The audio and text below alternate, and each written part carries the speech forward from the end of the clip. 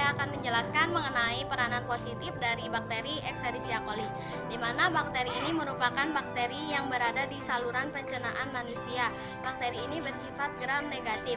Bakteri ini secara alamiah menghuni tubuh manusia, dapat menyebabkan patogen apabila di suatu situasi yang cocok, dan juga dapat menyebabkan menjadi penyakit apabila jumlahnya meningkat dan juga berada di luar usus manusia. Sifat yang menguntungkan yang dimiliki oleh bakteri Escherichia coli atau karakter yang menguntungkan menurut Siraban tahun 2016, yang pertama ialah dapat tumbuh dengan cepat, yang kedua ialah memiliki siklus hidup yang pendek, yang ketiga memiliki karakter genom yang lengkap sehingga mudah dimanipulasi, yang keempat memiliki biaya produksi yang relatif rendah, dan yang kelima ialah memiliki ekspresi protein yang cepat, tinggi, dan juga memiliki teknologi yang mapan. Peranan positif bakteri Escherichia coli yang pertama ialah bakteri ini dapat mengidentifikasi ekspresi protombin 2 atau PT2 pada manusia sintetik untuk memproduksi tombin sebagai komponen dari lemfibrin, di mana karena bakteri Escherichia coli ini memiliki sifat-sifat yang menguntungkan. Lalu protombin 2 atau PT2 ini digunakan untuk mengubah fibrinogen menjadi fibrin dalam penutupan luka. Digunakan pula untuk sebagai teknik pengganti jahitan pada bedah mata. Bakteri E. coli tetap menjadi pilihan utama untuk mengekspresikan protein karena memiliki sifat-sifat yang sangat menguntungkan. Lalu untuk transformasi dan cloning digunakan oleh bakteri E. coli top 10F. Lalu pengekspresian inang dilakukan oleh bakteri EF2566.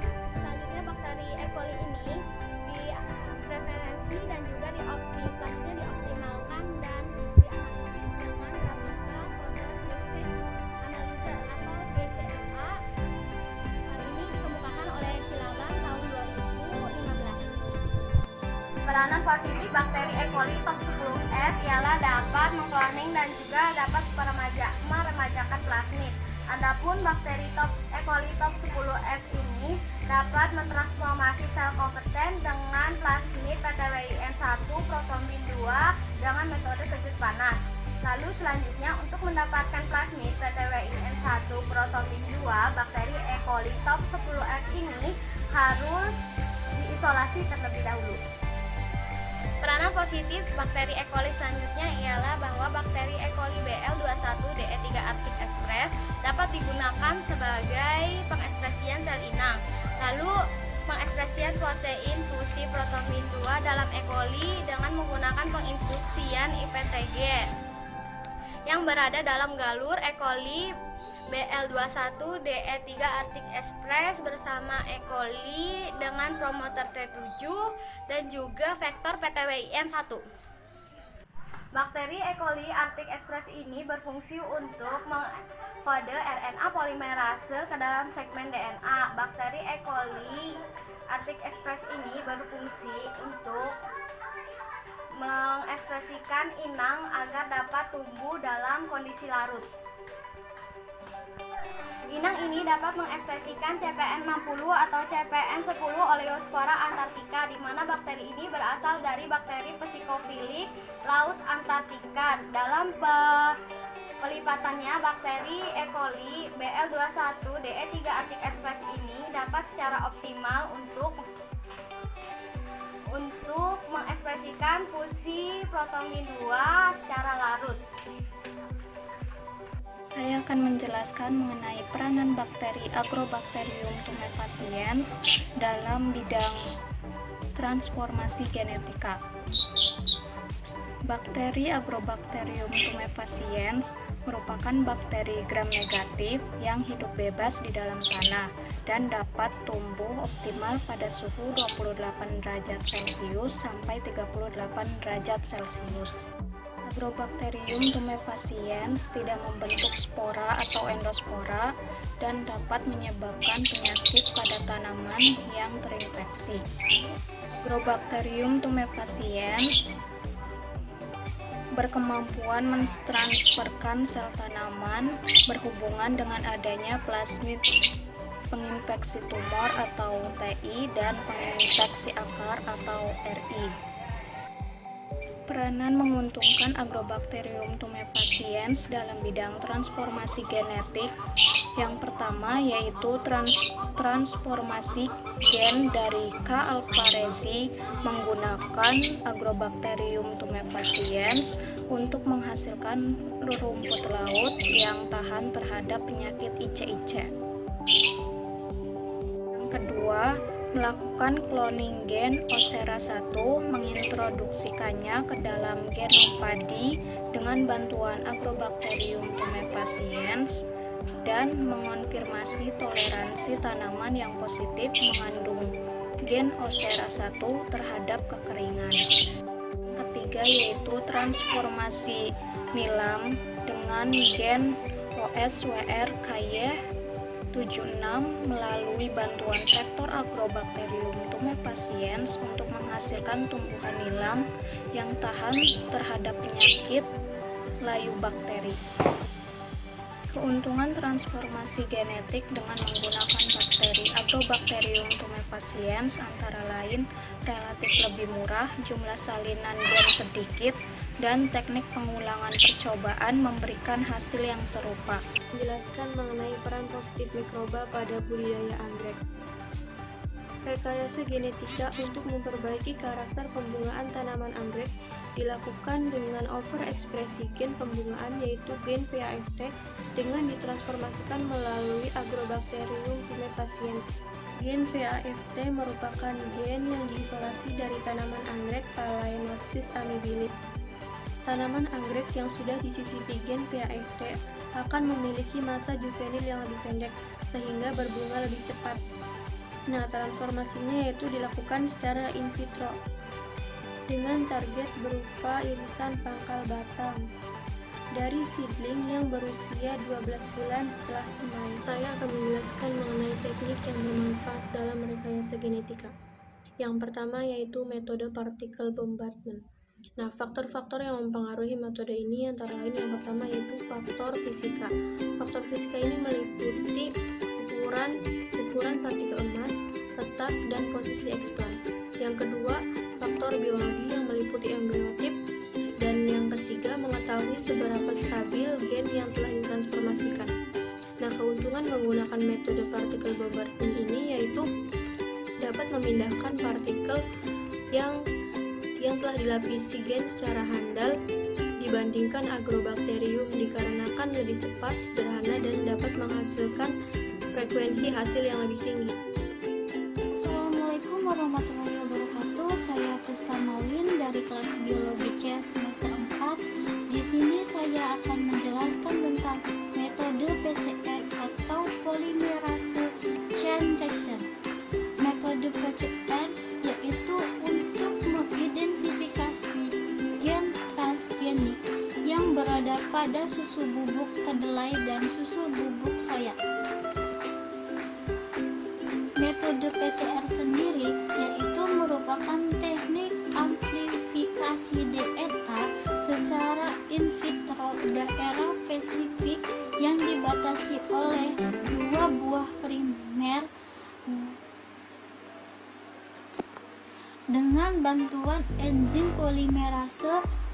Metode PCR unggul baik dari spesifisitasnya dan keakuratannya. Sampel yang digunakan dalam penelitian ini meliputi 12 kedelai bubuk bermerek dan 8 sampel formula soya. Pada penelitian ini, primer yang digunakan adalah gen primator CAMV, primer target sekuen EPSPS CP4, dan primer terminator. Ketiga primer tersebut dipesan dari Marcogen. Berdasarkan hasil optimasi kondisi suhu handling sesuai untuk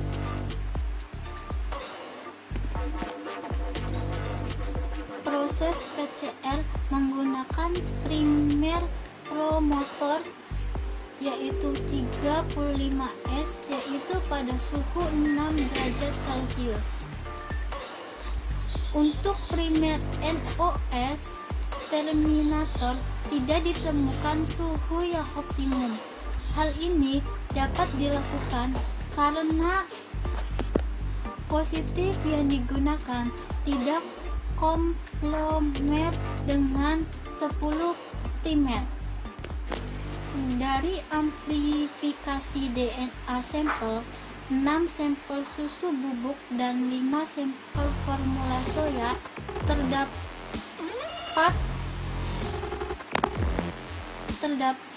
sisipan gen dan gen promotor CAMV35S. Dengan demikian, sampel tersebut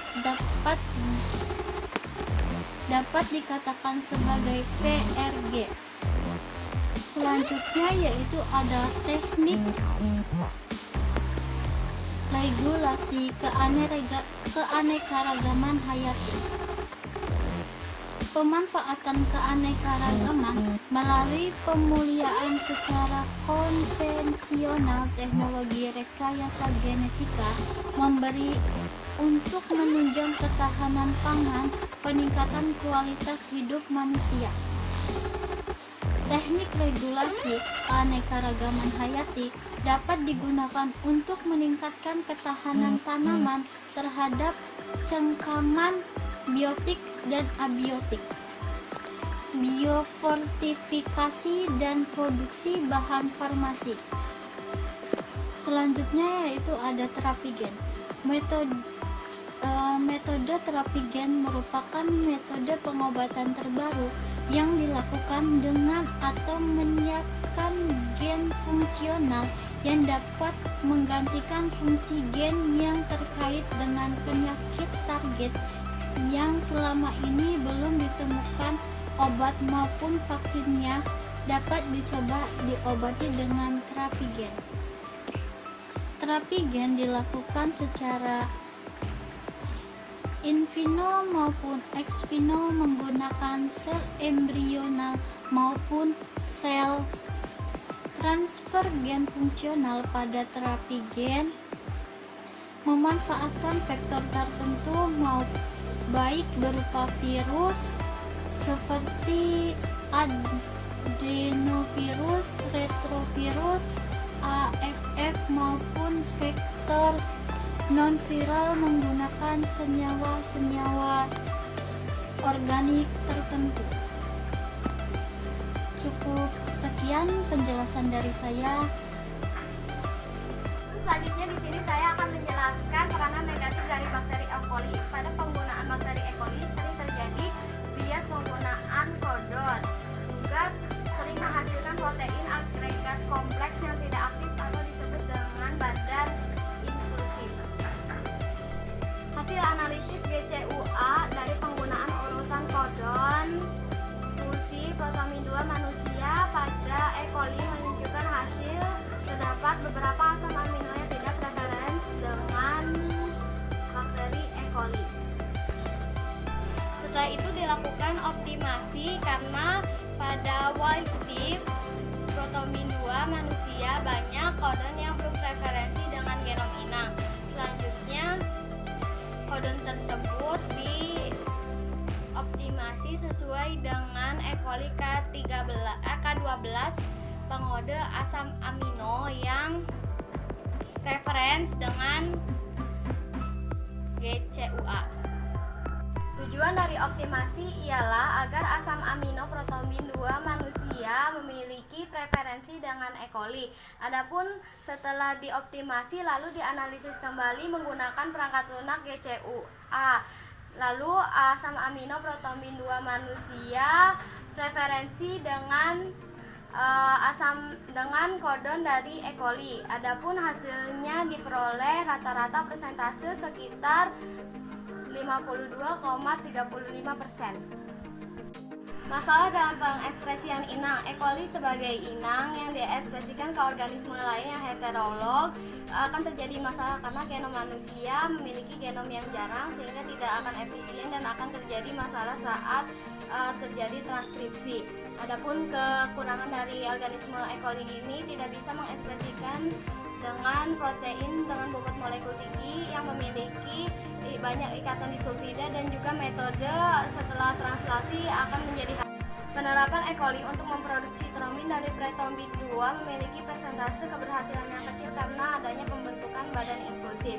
Pembentukan badan inklusif ini dikarenakan adanya pengekspresian RHPT2 di mana RHPT2 ini dapat dicegah dengan adanya optimasi kodon, optimasi host dan juga adanya pengekspresian koekspresi yang dapat membuat RHPT2 ini menjadi larut. Setelah itu diadakannya penelitian dengan pengujian 4 E. coli kepada RHPT2 dan hasilnya ialah memiliki E. coli BL21DE3 ekspres ini dapat mengekspresikan RHPT2 ini dalam bentuk larut di E. coli.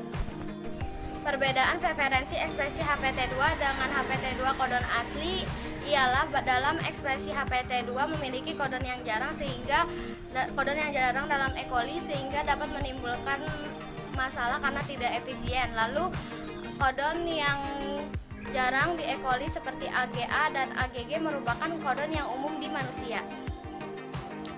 Saya akan menjelaskan mengenai peran negatif taksonomi Gondy.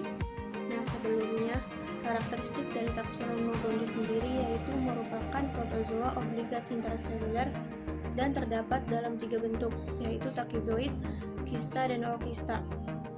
Nah, taksonomi Gondy ini merupakan penyebab penyakit taksoplasmosis. Yang kedua yaitu mengenai pembuatan vaksin. Nah, pembuatan vaksin dari taksonomi Gondy ini sudah berfokus pada surantigen membran wajah dan antigen ini dilepaskan dari sekretory organet. Sitokin gamma interferon merupakan mediator penting terhadap taksonomi Gondy. Nah, ini merangsang makrofag untuk membunuh partikel intraseluler dan mengaktifkan sel sitotoksik untuk menghancurkan sel yang terinfeksi. Keuntungan dari vaksin yaitu induksi kekebalan yang tahan lama, keamanannya tinggi, dan biayanya rendah.